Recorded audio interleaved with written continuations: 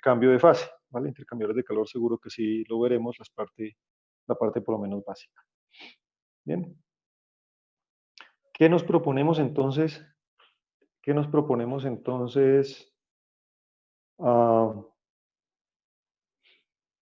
en esta sección? Pues entender los mecanismos físicos involucrados en la convección, distinguir entre el flujo laminar y turbulento, creo que ya lo hacemos, entender los métodos que permiten realizar cálculos de transferencia de calor por convección y quizás lo más que tenemos que hacer acá es aprender a utilizar correctamente las correlaciones experimentales o empíricas que vamos a ir dando pues, en estas semanas. Verán que luego de hacer la introducción y mirar toda la fenomenología básica de convección, pues luego simplemente nos dedicaremos a un formulario. Para el caso A, aplique la fórmula 1. Para el caso B, aplique la fórmula 2 y así sucesivamente. Bien, de tal manera entonces que pues, se nos volverá un recetario. Lo importante es aprender a aplicar correctamente la receta de acuerdo al procedimiento. Entonces, recuerden que nosotros hemos considerado hasta ahora la transferencia de calor por conducción que se da en fluidos en reposo o en sólidos. Ahora, pues entonces el requisito es que el fluido esté en movimiento, ¿vale? Que el fluido esté en movimiento. Obviamente, pues hablamos de fluidos, entonces quiere decir que la convección únicamente se da en líquidos y gases, ¿vale? En líquidos y gases. Ahí tenemos pues un ejemplo, algún ejemplito de convección forzada, los dos. Ya recordamos que, o sabemos que, la tasa a la que se transfiere calor por convección es proporcional, entre otras cosas, a la velocidad del fluido, ¿vale? Y también depende, pues, si el flujo, obviamente, pues, por la velocidad está en régimen laminar o turbulento. Ya sabemos, la rige la ley constitutiva, que es la ley de enfriamiento de Newton, y se genera, ¿vale? Se genera porque una capa del fluido tiene un movimiento relativo a otra capa, como veíamos en la introducción. Bien, entonces el responsable de que se generen como esas capas de fluido es la convección, ¿vale? Perdón, la viscosidad. Es la viscosidad. La viscosidad es la que hace que en la zona cercana al sólido, ¿vale?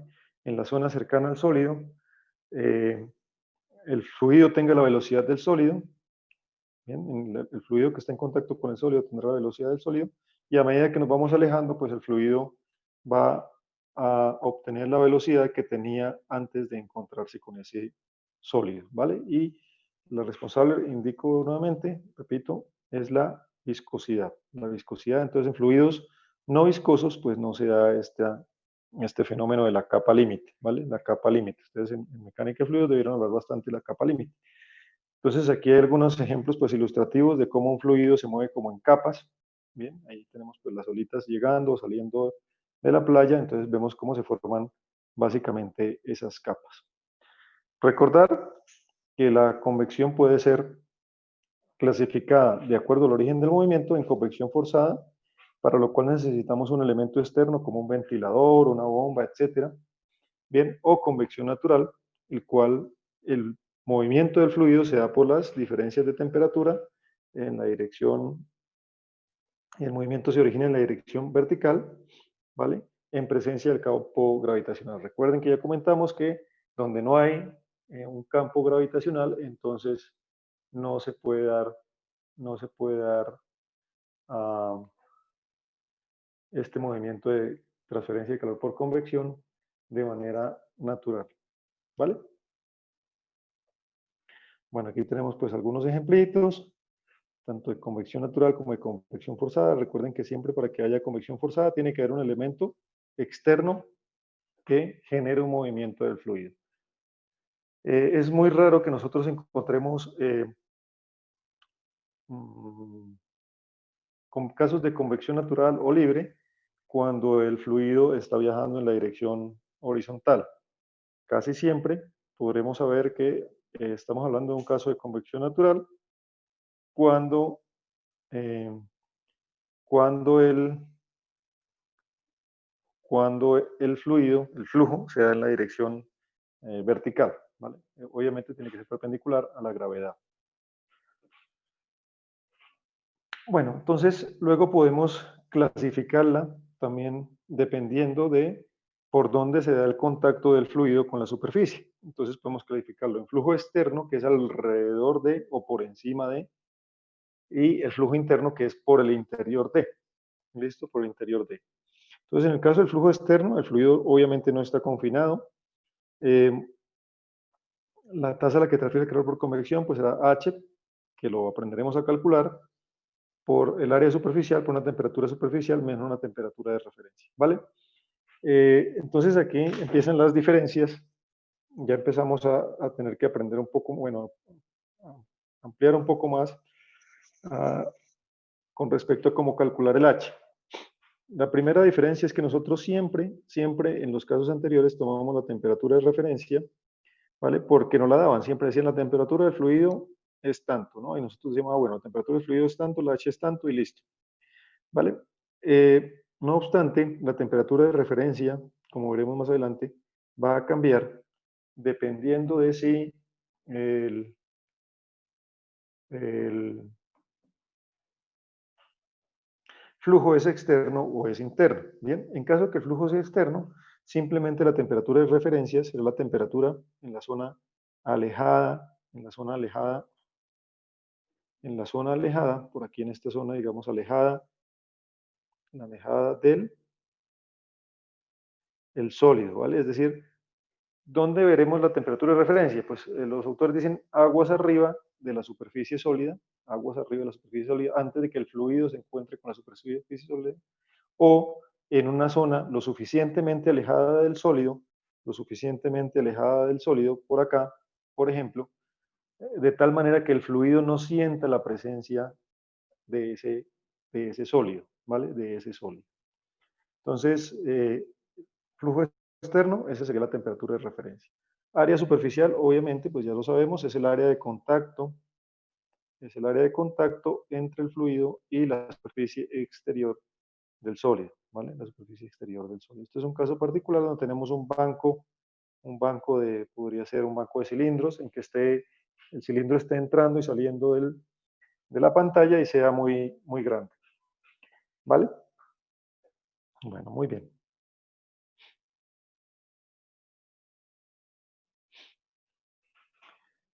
El caso del flujo interno, entonces es un poquito más complicado en el sentido de que, digamos, la temperatura de referencia, ¿sí? Ya no podemos decir que es la temperatura alejada del sólido, porque nosotros estamos, por ejemplo, estamos aquí en el sólido, nos empezamos a alejar, nos vamos alejando, y nos vamos a encontrar con el otro sólido, con la otra pared del ducto, por ejemplo, del tubo, lo que sea, ¿vale? Entonces ya no nos sirve esa definición de la temperatura de referencia. Eso por un lado. Por otro lado, ustedes se pueden fijar, ¿vale? Se pueden fijar que aquí ya no aparece un H, sino aparece un HX. ¿Vale? Entonces la temperatura de referencia, ahora veremos que es igual a una cuestión, pero quizás lo más importante es esto que llaman aquí HX. Entonces tenemos que entender, ¿vale? Que hay un coeficiente de transferencia de calor promedio y hay un coeficiente de transferencia de calor local. Bien, esto nos parece extraño porque nosotros simplemente nos daban un número en los ejercicios que veníamos resolviendo hasta ahora. Bien, entonces ese número que nos daban es el coeficiente de transferencia de calor promedio. Simplemente el H. Bien, el H que veníamos utilizando hasta ahora, Dios, es el H, ¿vale? Es el H que nosotros llamamos H promedio, es el H que veníamos dando hasta ahora.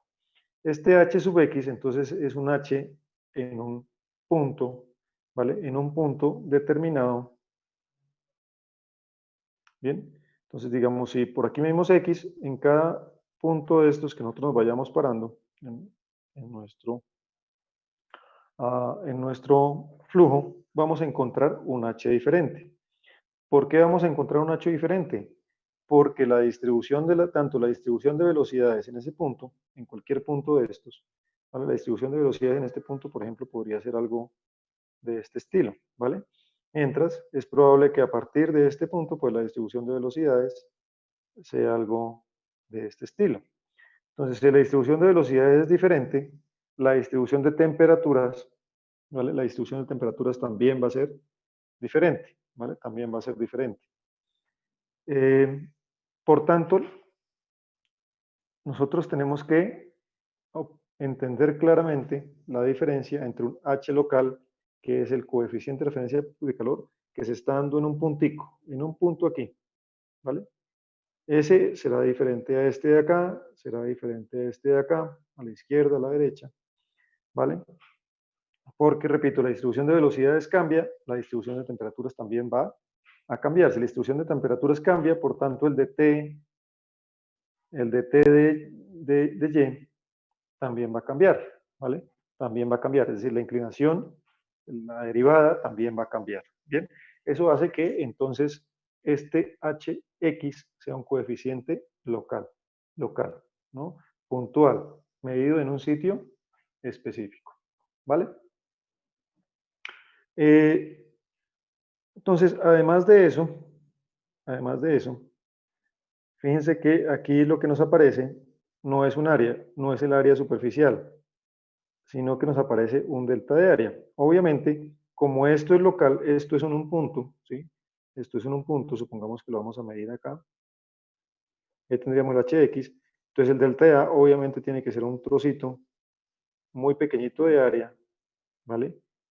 Que sería la que está rodeando a ese punto donde se encuentra h sub x. Normalmente cuando se da el coeficiente de transferencia de calor local, entonces no se da en términos de vatios, ¿vale? Sino que se divide a ambos lados por el delta de área, ¿vale? Y entonces nos quedaría el flujo de calor por convección en X partido por el delta de área, digamos, o por un área, lo que sea, y entonces nos quedaría simplemente Hx, bueno, por Ts, que en la mayoría de los casos es función de X, menos la T de referencia que ahora explicaremos. Bien, y esto obviamente tiene unidades de vatios metro cuadrado. Bien, es la cantidad de energía o la tasa a la que se está transfiriendo energía por unidad de área superficial. Bien, por unidad de área superficial. Bueno, eso es en cuanto al área y en cuanto al H, ¿vale? En cuanto al H. Luego haremos nuevamente énfasis en qué es el coeficiente de transferencia de calor local y el promedio, ¿vale? Y el promedio. Pero yo creo que ustedes lo tienen claro. Cuando yo digo algo puntual, algo local, es que para cada H toma un valor diferente y para poder sacar el H promedio, pues tengo que sacar un promedio de esos H locales. Y así es más o menos como opera la cuestión. ¿Qué ocurre? ¿Vale? ¿Qué ocurre con la temperatura? ¿Vale? ¿Qué ocurre con la temperatura? Bien, entonces, vamos a bajar un poquito.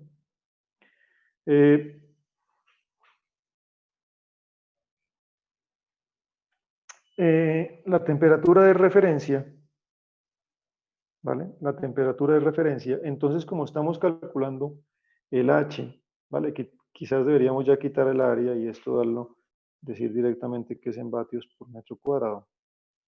Bien. Entonces, la temperatura superficial, obviamente, tenemos dos posibilidades. Que tengamos una temperatura superficial constante, ¿vale? Constante, o que tengamos un flujo de calor constante. ¿Cuándo es la primera situación que la temperatura superficial sea constante, entonces Ts será conocido, no hay ningún problema, no varía con X, es un número, se acabó, ¿vale? Entonces, viene la pregunta, ¿qué ocurre con la T de referencia? Entonces les decía que como nosotros el H lo calculamos para un puntico cualquiera, entonces vamos a ponerlo aquí, ¿ok? Entonces la temperatura de referencia, pues tiene que ser la temperatura promedio que tiene el fluido, ¿vale? La temperatura promedio que tiene el fluido en la zona donde estamos calculando ese H local, la zona donde estamos calculando el H local. Entonces, es básicamente eso. Esa T de referencia, normalmente esto le llaman T sub B, T bulk, ¿vale? Pero hace referencia a la temperatura promedio que tendría ese fluido en esa zona donde estamos calculando. Es como hiciéramos un corte y allá llenáramos eso de termopares, ¿vale? Llenáramos eso de termopares y sacamos un promedio de todos esos termopares. Bien. Ahora bien, ¿qué ocurre? Si ustedes se fijan, dijimos que la velocidad del fluido en la zona cercana a la pared o en la zona que está en contacto con la pared será cero. Por tanto, tendrá un máximo, ¿vale? Tendrá un máximo, hará algo de este estilo, ¿cierto? Tendrá un máximo. Lo que está pintado ahí en la transparencia es la distribución de temperaturas, ¿vale? La distribución de temperaturas, para que no se confunda. Lo que yo estoy pintando sería, bueno, estoy tratando de pintar, sería la distribución de velocidades, ¿ok? La distribución de velocidades. Entonces, fíjense que, ¿por dónde estará pasando más fluido? ¿Por la zona central o por la zona cercana a la pared? ¿Por dónde está pasando más fluido? La zona Por la zona central. central. Correcto, ¿vale? Entonces, obviamente no es lícito simplemente medir la temperatura, ¿cierto? No es lícito medir la temperatura en diferentes puntos y, bueno, me dio un cierto valor, entonces sumo esos puntos y los divido por tantos puntos como medí. ¿Por qué no es lícito? Porque obviamente la temperatura, este fluido tendrá una cierta temperatura, este tendrá otra cierta temperatura, pero, digamos, esa temperatura será representativa de una cantidad menor de fluido, mientras que la temperatura de aquí, el fluido del centro, como ustedes dijeron, va a pasar más cantidad de fluido, por tanto será representativa de una mayor también cantidad de fluido, ¿vale? Entonces eso hay que tenerlo en cuenta. Básicamente, pues lo que uno puede hacer, por ejemplo, es, bueno, pues encontrar la temperatura esta, podría ser como la sumatoria, ¿cierto? Del M punto para cada R sub I, multiplicado por la temperatura para ese R sub I, para cada radio, ¿cierto? Y dividido por el M punto total, ¿sí? Y esto sería pues de I igual a 1 hasta N, básicamente. Entonces ahí lo que tenemos que hacer es medir la temperatura, medir el flujo másico que estamos teniendo en ese punto y multiplicarlos y de esa manera le damos más peso a los que tienen mayor flujo másico, como lo acabamos de decir, pues por el centro va a pasar mayor fluido, por ahí entonces tenemos que darle un mayor peso. Entonces esa sería la temperatura de referencia, ¿vale? La temperatura de referencia en un punto determinado. ¿Listo? ¿Qué ocurre cuando tenemos flujo de calor constante en la pared y no tenemos una temperatura superficial constante? Cuando eso ocurre, cuando tenemos un flujo de calor, es decir, yo estoy entregando una cantidad de energía aquí, bien, ahí. Entonces, obviamente la temperatura aquí de la superficie, bien, ya no va a ser constante, ya no va a ser constante. Por tanto, esta T sub S se me vuelve una T sub S de X, ¿vale? Pero no se preocupen, porque luego veremos que a partir de esta zona que tenemos marcada aquí, hacia la derecha, ¿vale? Hacia la derecha, el fluido, digamos, ya no cambia de forma, por decirlo de alguna manera. Es decir, la distribución de velocidades y la distribución de temperaturas no cambia de forma. De esa manera, entonces tenemos dos regiones bien diferentes. Una región que se llama la región de flujo completamente desarrollado, que correspondería a la región en donde las dos capas límites generadas por las dos paredes del ducto se encuentran. De ahí en adelante, digamos, si tomamos la foto aquí, o si tomamos la foto acá, o si tomamos la foto acá, pues observaremos exactamente el mismo perfil de velocidades. No obstante, a la izquierda de ese punto, entonces tendremos una región de entrada, ¿vale? Una región de entrada en el cual pues, la distribución de velocidades y temperaturas va cambiando con la posición, ¿vale? Va cambiando con la posición. Entonces luego veremos cómo manejamos este problemita cuando tenemos un flujo de calor constante, ¿vale? De momento, pues lo importante es entender esos conceptos básicos. Bueno, aquí tenemos entonces algunos ejemplitos de lo que sería un flujo externo y lo que sería un flujo interno. Uy, perdón. Entonces, un flujo externo es un flujo, como yo les dije, alrededor de, ¿vale? Alrededor de o por encima de. Entonces, aquí tenemos un flujo externo. Aquí tenemos un flujo externo alrededor de, ¿vale? Alrededor de este cilindro. Bien, alrededor de ese cilindro, que es como lo vemos aquí en la parte inferior. Pero también, es decir, puede ser perpendicular, ¿vale? O en flujo cruzado, o puede ser paralelo, como el caso que observamos acá, ¿vale? Puede ser paralelo como el caso que observamos acá. En este caso, en el primer caso, entonces hablaremos de un flujo sobre cilindros. Bien, y en este caso aquí, efectivamente, aunque es un flujo sobre cilindros, pero miren que esto se parece más a una placa plana, bien, se parece más a una placa plana en realidad que a un cilindro. Entonces, normalmente este caso de aquí, del centro, se trabaja como si fuese una placa plana. Luego veremos que hay una restricción, pero en general para que ustedes lo recuerden, bien, entonces se trabaja como si fuera una placa plana, es decir, como si cogiéramos el cilindro y lo desenrolláramos, ¿cierto? Lo cortáramos y lo desenrolláramos. Obviamente el flujo interno, pues es un flujo que está pasando ya por el interior, ¿vale? Por el interior de un tubo o de un ducto, lo que sea. Entonces, pues ya lo vemos ahí abajo, pues tenemos unos ejemplitos un poco más coloridos. Entonces tenemos el flujo sobre un vehículo, por ejemplo, y en el interior, el otro, pues tenemos un flujo en el interior de unas válvulas.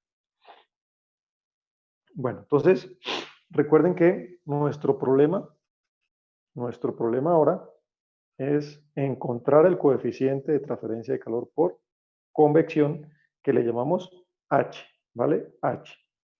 Entonces, repetir lo que ya dijimos al inicio del curso, H no es una propiedad termofísica, sino que depende de las variables del problema. ¿De qué variables? De las propiedades del fluido, de la velocidad del fluido, que hace que estemos en régimen laminar o en régimen turbulento. Depende de si el flujo es compresible o incompresible, si estamos en régimen estacionario o transitorio, si la configuración es unidimensional, bidimensional, etcétera. Depende de la geometría del problema. Bueno, en fin, digamos que prácticamente el H es particular para un cierto tipo de problemas. ¿Listo? Para un cierto tipo de problemas. Entonces, pues esa es básicamente la cuestión. Eh, y ya está, ¿vale? Y ya está. Bueno, veamos un poco más en detalle, cómo sería eso del H. Entonces, si nosotros tomamos la primera capita de fluido, ¿vale? La primera capita de fluido, esto de aquí sería la primera capita de fluido, que es la capa de fluido que está en contacto con el sólido, ¿vale? ¿Qué velocidad dijimos que tenía esa primera capa de fluido que está en contacto con el sólido? 0. Es correcto. Entonces, ¿cómo se transfiere el calor dentro de esa primera capa? Por conducción. Correcto. Bien, como si estuviera quieto. Entonces, dentro de esa capa se transfiere por conducción. Pero la siguiente capa ya irá un poco más rápido, tendrá una cierta velocidad con respecto a esta primera capa. Por cierto, ya hay un deslizamiento, por tanto, ya hay un deslizamiento entre esas capas. A partir de allí, entonces ya se estará transfiriendo por convección, ¿vale? Por convección. Entonces, si nosotros hacemos un balance de energía sobre la superficie derecha de esa capa de fluido, sobre la superficie derecha de esa capa de fluido, ¿vale? Que es la que está marcada aquí con punticos, línea punteada. Entonces nos queda que el calor que entra por conducción tiene que salir por convección. Recuerden que no importa si hay generación o no, ni hay acumulación, porque estamos sobre una superficie. Entonces, no hay nada raro. El flujo de calor por conducción es menos la K del fluido por dt de x en x igual a 0. Bueno, aquí me quedó un poquito corrida la x, en realidad la x debería partir de allí. ¿Listo? Y sale por convección, que vimos que era h por una temperatura de la superficie de ese fluido, menos una temperatura de referencia. Bien, entonces básicamente el h se puede entender como menos k del fluido por dt de x en x igual a 0 sobre un delta t de referencia. ¿Por qué es tan lioso o por qué no podemos encontrar analíticamente ese h? Porque básicamente es difícil encontrar dt de x porque casi nunca se conoce cómo varía t con x en el fluido. ¿Vale? En el fluido, para poderlo derivar, reemplazar esa derivada en x igual a 0 y listo. Entonces, ese es el problema del h. ¿Bien? Ese es el problema del h. Ya dijimos que el coeficiente de transferencia de calor varía a lo largo de la dirección del flujo, ya lo comentamos. Estamos hablando entonces de un coeficiente de transferencia de calor local o promedio, cuando decimos que varía a lo largo de la dirección del flujo.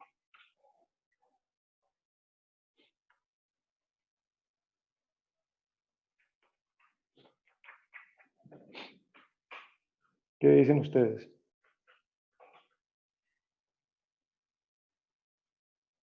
Si varía a lo largo de la dirección del flujo, es decir, varía con x, estaremos hablando de un h local o un h promedio. Local. Ok, perfecto, local, ¿vale? Entonces este h que estoy escribiendo aquí debería ser h sub x, ¿vale?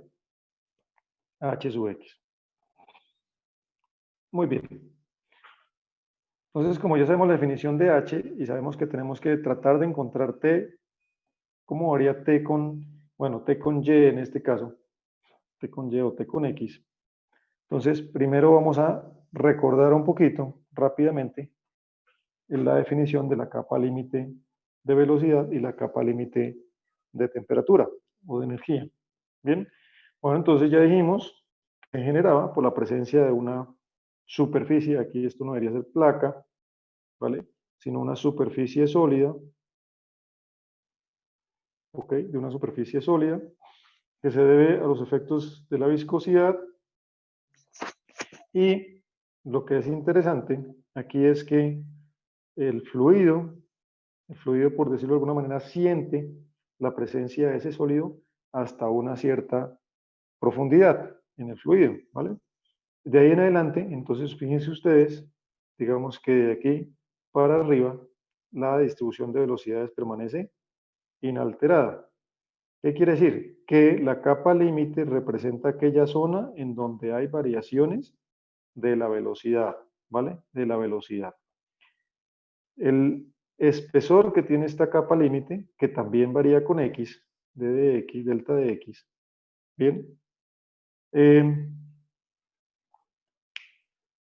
Entonces, se obtiene midiendo de alguna manera, nos vamos midiendo, ¿sí? Nos vamos midiendo aquí, vamos midiendo, hasta que llegamos a un punto donde observamos que la velocidad no varía, la velocidad no varía, y es el 99% o 0.99 de la velocidad que traía el fluido aguas arriba. Aquí le llamamos U infinito, es U de, pues aquí abajo le llaman U de referencia.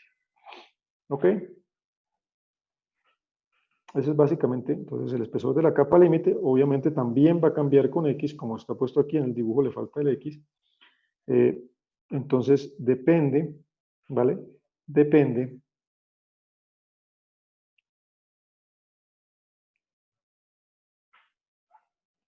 ¿Sí?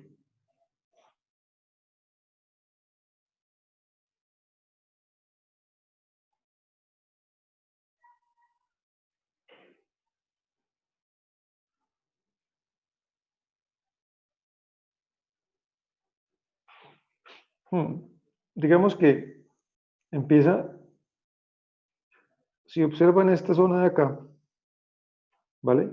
Hay una variación de la velocidad desde 0 hasta aproximadamente la velocidad del fluido, la que traía antes de encontrarse con la placa, con la zona alejada de la placa, ¿vale? Por tanto, ahí hay una variación de la velocidad con Y, a medida que me voy alejando, con Y en este caso, a medida que me voy alejando del sólido, entonces la velocidad va aumentando, ¿vale? La velocidad va aumentando. ¿Qué me representa la línea punteada? Esta línea punteada de acá. Esa línea punteada, ¿vale? Vamos a hacerla ahí en rojito. Esa línea punteada, ¿vale? Me está representando los puntos, es la unión de los puntos, ¿vale? En los cuales yo los marco diciendo que la velocidad que estoy midiendo en ese punto es 0.99 la velocidad de referencia.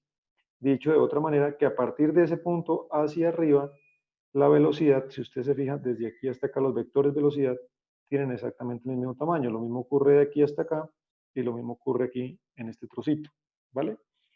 Dentro de esa línea punteada que se conoce como capa límite, entonces hay unas variaciones de la velocidad, ¿ok? Y esas variaciones de velocidad, pues como veremos posteriormente, me van a generar también unas variaciones en la temperatura. ¿Ahora sí o nada? Vale, muy bien. Listo. Entonces tenemos la capa límite hidrodinámica. ¿Por qué se genera eso? Pues ya lo hemos explicado, lo vieron en mecánica de fluidos. Se genera por los efectos de la viscosidad que se transforman en los esfuerzos cortantes. Bien, entonces en un fluido newtoniano con variación de velocidad únicamente en la dirección Y, pues el esfuerzo cortante en la zona cercana a la pared será la viscosidad dinámica multiplicada por el gradiente de la velocidad en ese punto, ¿cierto? En ese punto.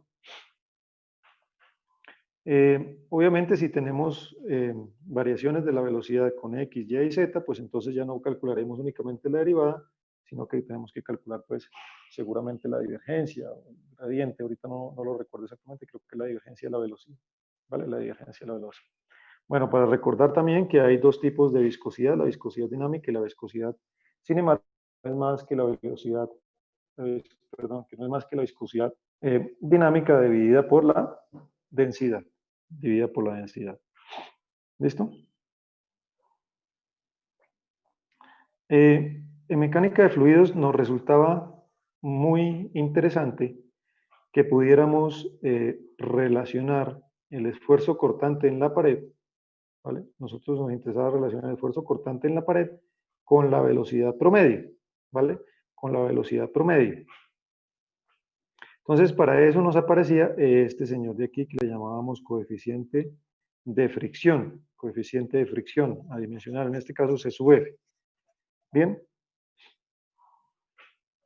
Entonces, digamos que si nosotros conocemos el C sub F y conocemos la velocidad, podemos conocer el esfuerzo cortante en la pared.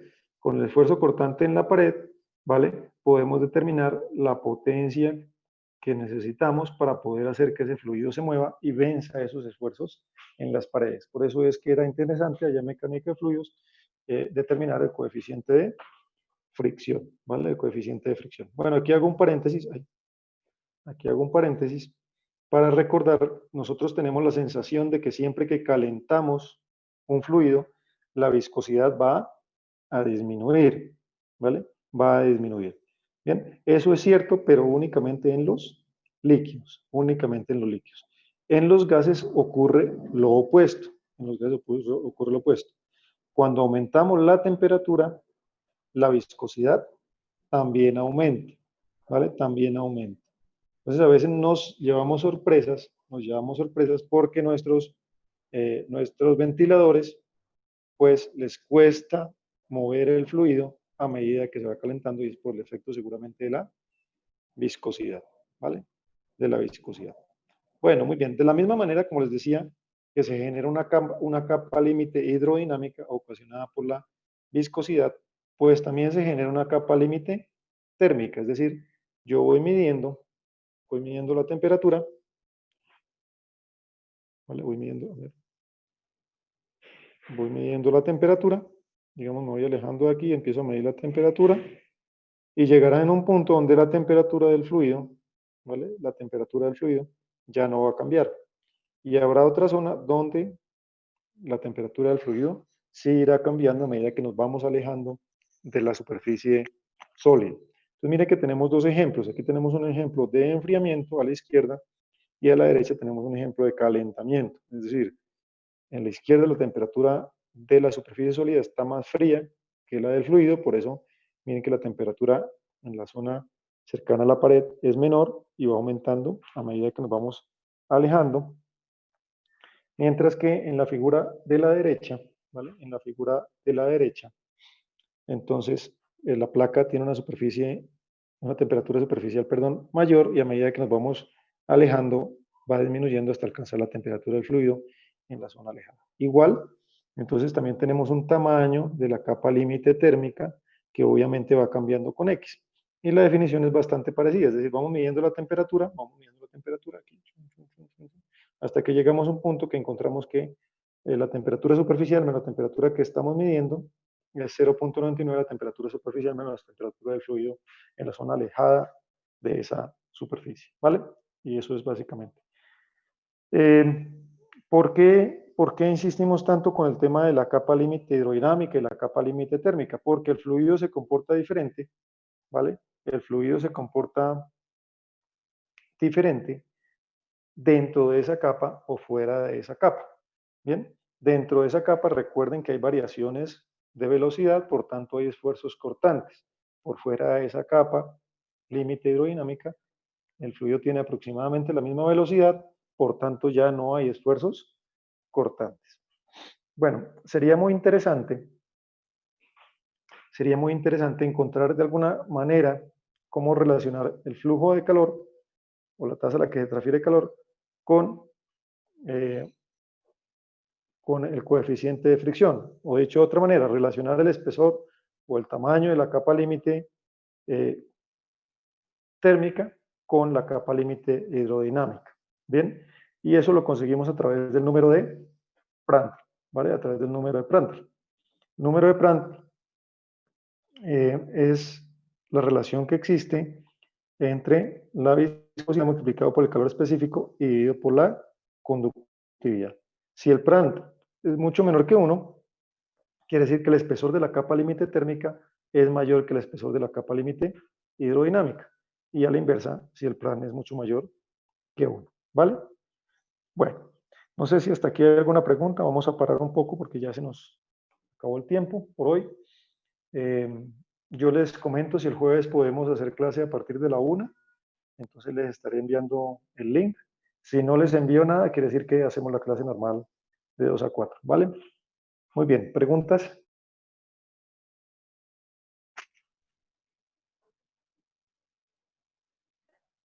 ¿Ninguna? Bueno, muy bien. Entonces, pues por hoy lo dejamos.